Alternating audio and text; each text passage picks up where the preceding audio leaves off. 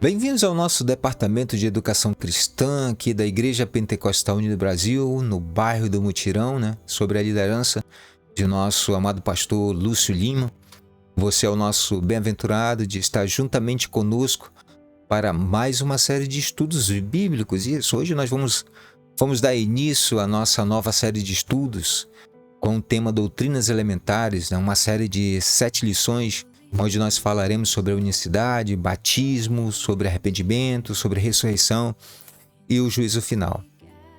E por que doutrinas elementares? Quando nós olhamos para as Escrituras Sagradas, lá em Hebreus capítulo 6, versículo 1 e 3, nós temos o seguinte: Por isso, pondo de parte os princípios elementares da doutrina de Cristo, nós deixemos levar para o que é perfeito, não lançando de novo a base do arrependimento, de obras mortas e da fé em Deus, o ensino de batismos e da imposição das mãos, da ressurreição dos mortos e do juízo eterno. Essas coisas que o escritor de Hebreus ele escreveu aqui são de fundamental importância e que nós precisamos levar em consideração, principalmente as suas palavras, todas elas.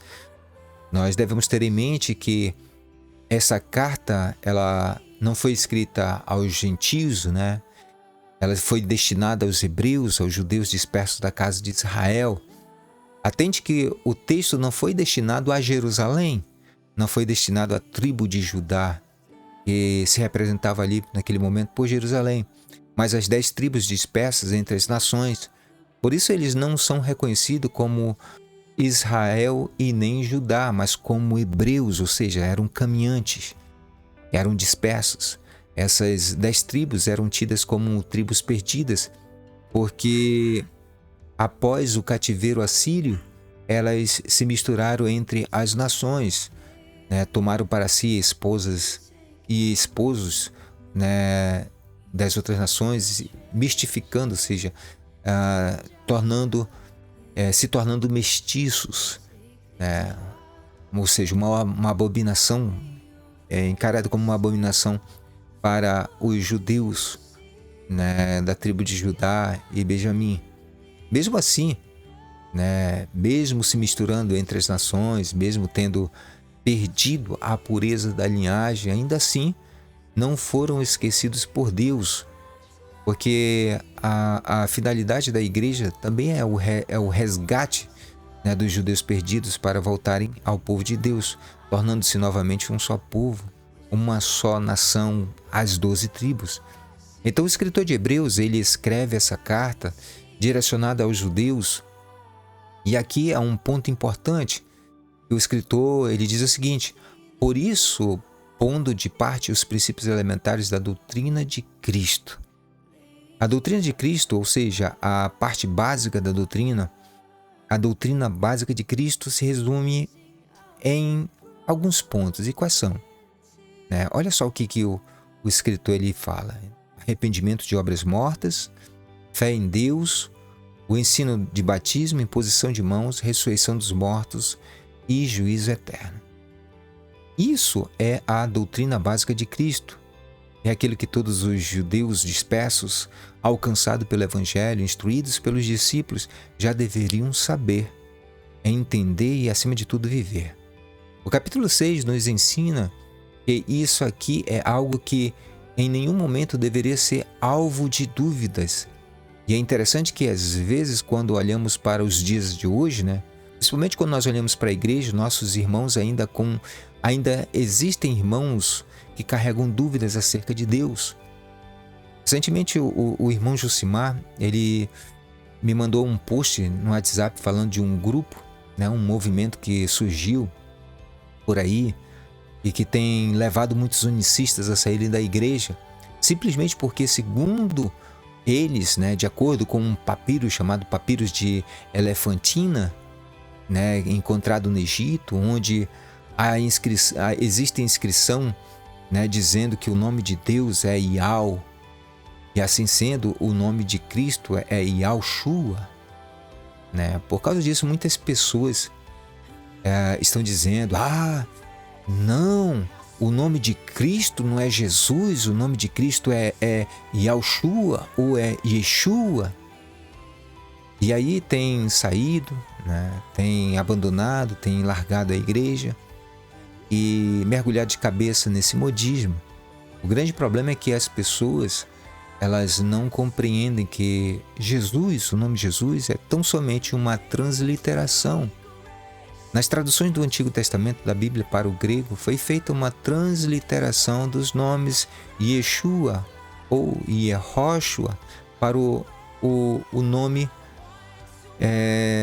Jesus, né? Que a Bíblia ela foi traduzida para o grego, né? E também muitas das vezes traduzida, depois do grego foi traduzida para o latim. No latim nós lemos Jesus, né? Que depois, né, de traduzido do latim, Jesus foi traduzido para o português, e quando chegou no português ele chegou sendo Jesus, né? Yeshua HaMashiach é uma expressão em aramaico que significa Jesus Cristo, o Messias. Quando se faz uma interpretação das Escrituras, principalmente do Antigo Testamento, a fonte a ser usada não é uma fonte cristã, mas a fonte judaica. Você deve observar a forma como as palavras e os nomes são dispostos e falados. E quando nós entramos no judaísmo, percebemos que o nome de Deus, né, o nome de Deus, ele é descrito como sendo o tetragrama, ou seja, é composto por 4 letras: Yod, Rei, Vav e Rei, que quando é traduzido para o português fica YHWH, né? Então, essa é a transliteração. E outra, esse nome ele não é pronunciado. Os judeus não pronunciam porque há um mandamento, né, dizendo para não tomar o nome santo de Deus em vão. Então eles não pronunciam. No lugar dele, eles chamam Adonai, Adon, Eterno, mas eles nunca vão chamar o nome de Deus pelo tetragrama, em respeito e reverência. E é interessante quando esse povo começa a fazer essas coisas, misturando e confundindo ainda mais a mente de muitos, né, que acabam sim por me levar a refletir sobre onde está a base da interpretação dessas pessoas, ou seja, a doutrina elementar delas. Porque uma coisa é certa, nós temos plena convicção disso, de que isso não provém das Escrituras, nem de outra fonte segura e reconhecida, nem pelos judeus, nem pelos próprios cristãos.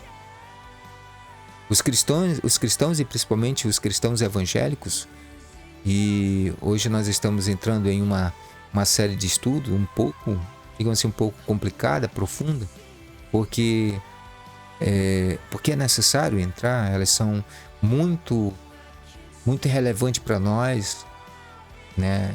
E essas pessoas, muitas das vezes, eles acabam entrando em contradições porque elas são levadas por modismos, por moda. Hoje ninguém mais quer chamar Jesus.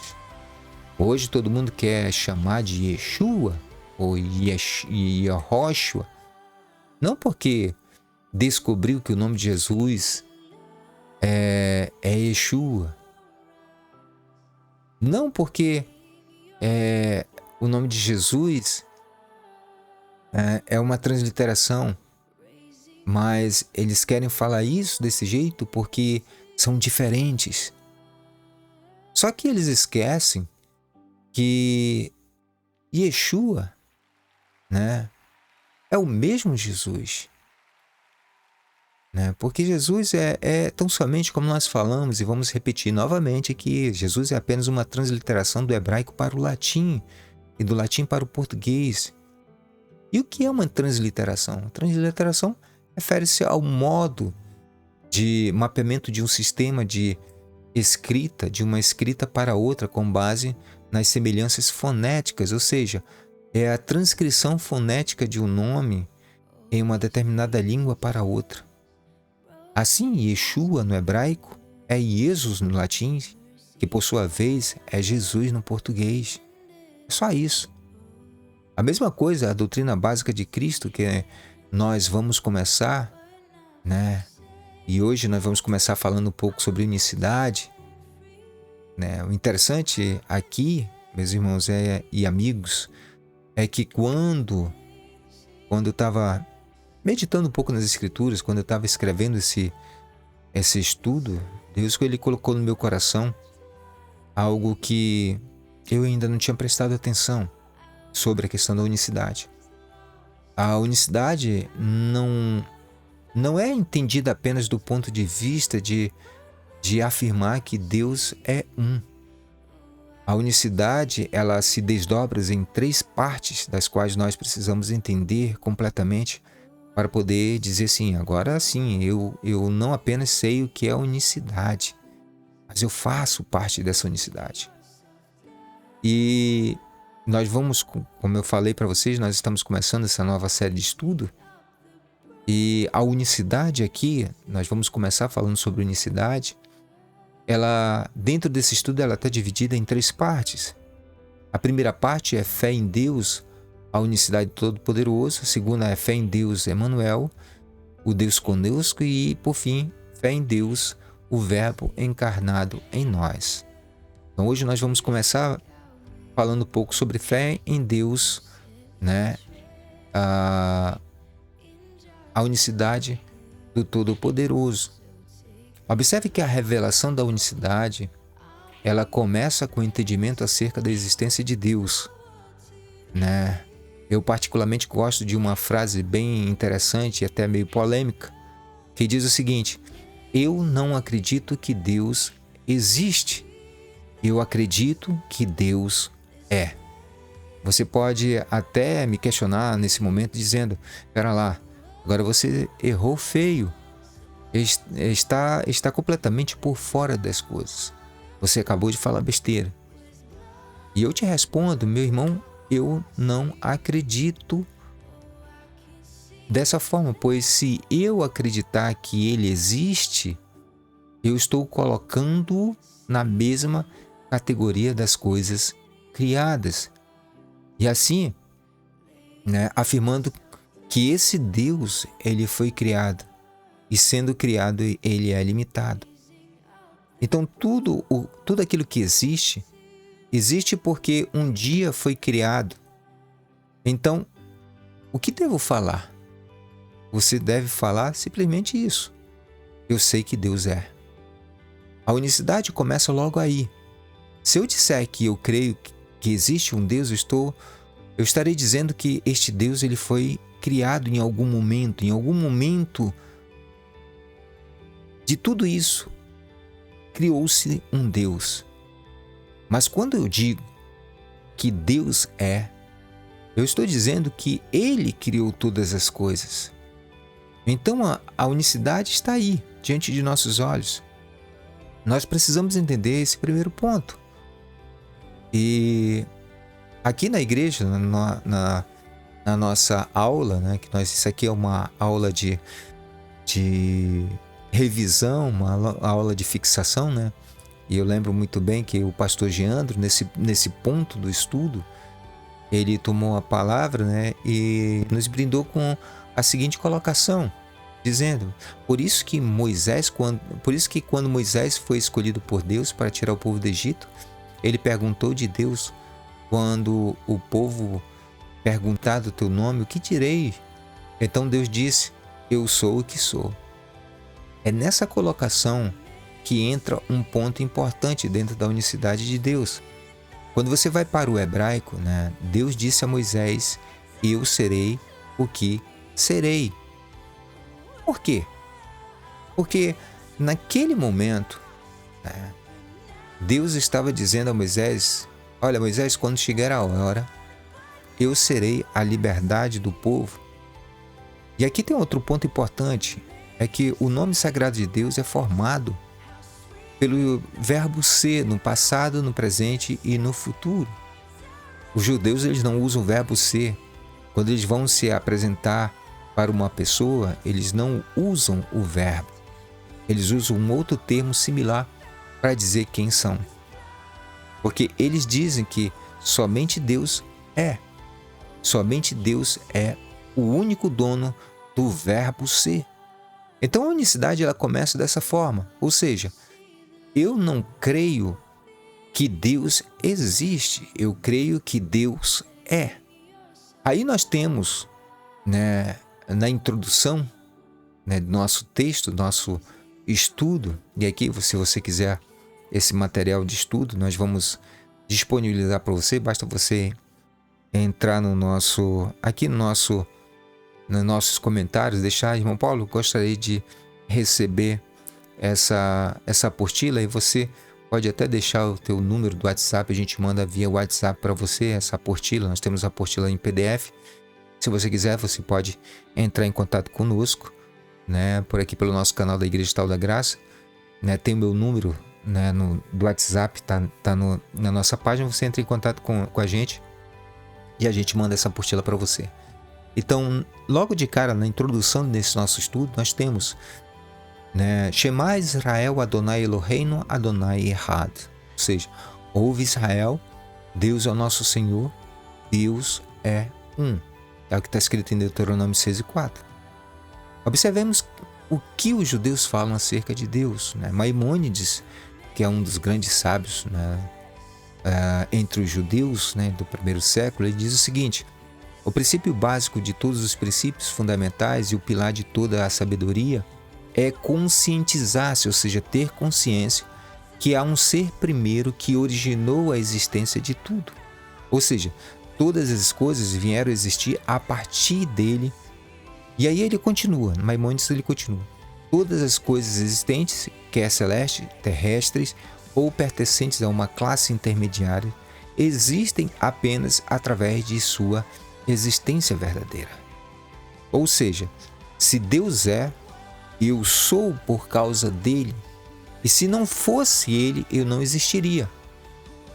E aqui, nessa declaração judaica acerca de Deus, tem um ponto importante que precisamos destacar acerca da unicidade. A unicidade não é um conceito teológico, a unicidade não é um conceito filosófico. A unicidade é a totalidade de todas as coisas em Deus. Porque se Deus é tudo, né? Se Deus é, então tudo é por causa dele. E se tudo é por causa dele, significa que ele está em todas as coisas por causa da sua existência. É a sua existência que me liga a ele, é que me dá a certeza de que sou real e estou ligado a ele. E ter consciência da existência de Deus, que está acima de todas as coisas e que por meio dele todas as coisas vieram a existir, a princípio parece absurdo demais para crer. No entanto, quando nós olhamos para as Escrituras e percebemos por meio da criação que algo por trás dela que movimenta, então nós nos sentimos provocados a querer descobrir o que de fato é esse algo ou esse ser que está movimentando a criação. O apóstolo Paulo, no livro dos Romanos, no capítulo 1, versículo 18 ao versículo 20, ele nos dá uma dica de como podemos ter a percepção da existência de Deus. Ele diz: a ira de Deus se revela do céu contra toda impiedade e perversão dos homens, que detêm a verdade pela injustiça. Porquanto o que de Deus se pode conhecer é manifesto entre eles por Deus, né? Porque Deus lhe manifestou. Observem que o apóstolo Paulo fala desse momento. Observe o que ele fala aqui. Porque os atributos invisíveis de Deus, assim como o seu poder, como também sua própria divindade, claramente se reconhecem desde o princípio do mundo, sendo percebidos por meio das coisas que foram criadas. Tais homens são, por isso, indesculpáveis. Ninguém pode dizer que conhece a Deus, porque os atributos de Deus são manifestados por meio de tudo aquilo que foi criado. E se nós levarmos em consideração isso, os 3 principais atributos de Deus, eles se manifestam na criação logo no início. E quais são esses atributos? A sabedoria, o entendimento e o Espírito Santo. E aí você pode me perguntar, por que o Espírito Santo também está como um atributo? Porque o Espírito Santo, ele é a vontade de Deus. Quando nós olhamos no primeiro e segundo versículo de Gênesis, temos uma declaração importante. Lá está escrito, no princípio criou Deus os céus e a terra. E a terra era sem forma e vazia, e havia trevas sobre a face do abismo. E o Espírito de Deus se movia sobre a face das águas. Observe que o Espírito de Deus, ele pairava sobre a superfície das águas. Quando nós estudamos, sobre o batismo, na nossa série de estudos que nós concluímos domingo passado, tudo que precisamos saber para ser salvo, você deve recordar que nós falamos sobre o significado da água. E se você não acompanhou nossa série de estudo, você pode ver esse vídeo aqui no nosso canal. Nós falamos, naquele momento, nós falamos que as águas prefiguram a sabedoria de Deus. E aqui nós temos, nesse texto de Gênesis 1, capítulo 1, versículo 1 e versículo 2, nós temos 2 atributos. Um é o Espírito de Deus, que é a vontade de Deus, e a sabedoria, que aqui está representada pelas águas, porque na sabedoria que estava oculta todas as coisas, que só vieram se manifestar quando Deus disse haja luz, ou seja, haja o entendimento, e aí se revela o terceiro atributo de Deus. Lembre-se lá de Provérbio que Deus ele fala que com a sabedoria Deus estendeu os céus e com o entendimento ele estendeu a terra. Então, além do Espírito Santo, que é a vontade de Deus, o Espírito Santo, ela é como se revelasse 2 atributos de Deus, a sabedoria e o entendimento. Com a sabedoria Deus fez os céus e com o entendimento ele fez a terra. E assim ele expressa a sua vontade. Então Deus, ele se revela por meio de seus atributos. Então não existe nada que não possamos ver nesse mundo que não reflita a Deus. Às vezes as pessoas querem ver a Deus. Às vezes as pessoas querem amar a Deus. E a resposta que Deus dá, ele dá por meio de Cristo. E que ele fala da seguinte forma, como é que você quer amar a Deus a quem você não vê, e você não ama o teu irmão, que é a imagem e semelhança de Deus e que está todos os dias diante de ti.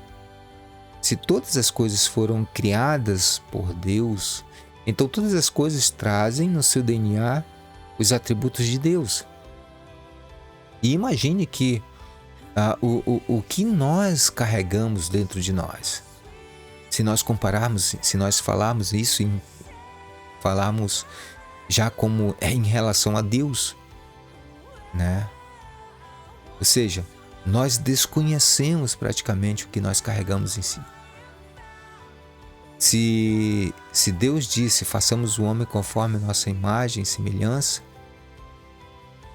assim como Deus, ele usou os seus atributos para criar todas as coisas, Deus também lhe coloca no homem todos os seus atributos. Se nós somos semelhantes a Deus, então nós carregamos todos os atributos de Deus. Mas o grande problema é que, por causa do pecado, esses atributos se ocultaram dentro de nós, ficando parte deles inacessível. Mas que por meio de Cristo agora, né, por meio do seu Evangelho, esses atributos passam a ressurgir novamente. Isso nós iremos ver na nossa segunda lição, quando nós formos falar um pouco sobre fé em Deus, o Emanuel, ou seja, o Deus conosco. Então, meus irmãos, Deus ele se revela por meio da criação. Esse é o primeiro passo para a compreensão da unicidade de Deus. O de reconhecer, por meio da criação, que a causa primária e a fonte de toda a existência é Deus. Então, por isso que o princípio básico de todos os princípios, de toda a sabedoria, é conscientizar-se que há um ser primeiro, que deu origem a todas as coisas. É conscientizar-se que existe um que não foi criado, aquele que é, aquele que era e aquele que há de vir. É ter consciência, é entender que ele é e que está presente. Quando eu tenho essa consciência, eu alcancei o primeiro passo, ou seja, Deus é. E se Ele é, eu sou. Aí sim você vai compreender perfeitamente, né, o porquê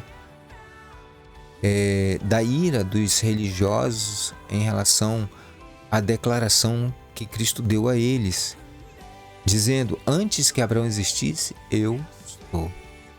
Por que Jesus falou isso? Porque ele é o Filho de Deus, ele é antes de todas as coisas, ele é o Elohim, ele é a casa dos atributos de Deus, ele é a habitação de Deus e nós somos as moradas dessa habitação. Nós somos os galhos dessa videira. Eu acho maravilhoso a forma como João ele coloca em sequência essas duas revelações que nos ajudam a entender o que estamos estudando, pois no capítulo 14 e no capítulo 15 de seu Evangelho, ele nos revela isso. No capítulo 14 temos a revelação de Cristo como sendo a casa de Deus. E no capítulo 15 ele diz: eu sou a videira verdadeira e vós sois os ramos. Quando eu era criança, a minha avó nos levou para visitar a minha bisavó, que morava em Natal, em Rio Grande do Norte. E no caminho nós passamos por Juazeiro, onde nós conhecemos o cajueiro. Acho que algum de vocês deve ter ouvido falar dele, ou ter visitado ele, né? Que é um pomar gigantesco, né? Enorme, né? Só que de cajueiros, vários cajueiros. E eu acreditava que ali existiam vários cajueiros. No entanto, o guia, ele nos falou que ali só havia um cajueiro. E esse cajueiro, ele cravou seus galhos no chão, fazendo brotar de seus galhos outros cajueiros. Para nós, né, nesse momento, para nós, nesse estudo que nós estamos fazendo, nós podemos, através desse exemplo, ver a grande maravilha da graça. Pois se nós entendermos que da mesma forma como esse cajueiro sozinho preencheu uma grande área de terra, né, com outros cajueiros que surgiram a partir dele, da mesma forma nós, como galhos de Cristo que encravados na terra ressurgimos como árvores da vida, como videiras verdadeiras, nós também renascemos. Nós ressurgimos como pequenos Cristos, nos tornando um com Ele. A unicidade de Deus é assim. Por meio de Cristo estamos conectados a Ele, conectados a Deus, e nos tornamos árvores. Nós somos o pomar de Deus, a lavoura de Deus, lá de 1 Coríntios 3:9, vindos de uma única árvore da vida, que é Cristo. Então, quando nós entendemos que de fato Deus é, e se Ele é, eu sou, porque eu existo, e se eu existo é porque eu sim fui criado. Eu sim passei a existir. E se eu passei a existir, significa que existe uma fonte de existência que não sou eu, mas que é dele. E se é dele, eu estou ligado a ele por meio do seu Espírito. E a vontade de Deus é o quê? A vontade de Deus é que nós frutifiquemos, que eu e você frutifiquemos deste Espírito.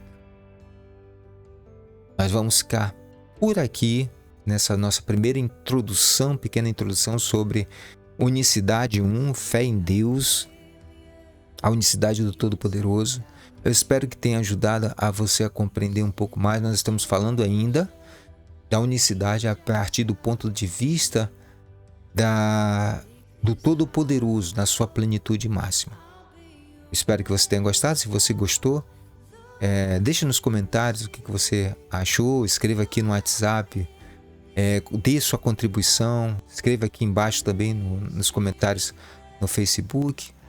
E que Deus possa abençoar todos. E até no próximo domingo, quando nós vamos dar continuidade no primeiro ponto, né, de nosso estudo aqui sobre unicidade. E Deus abençoe todos, fiquem com Deus e até o próximo domingo, aqui no nosso Departamento de Educação Cristã da Igreja Pentecostal Unido Brasil, aqui do Mutirão. Fiquem com Deus e até domingo que vem.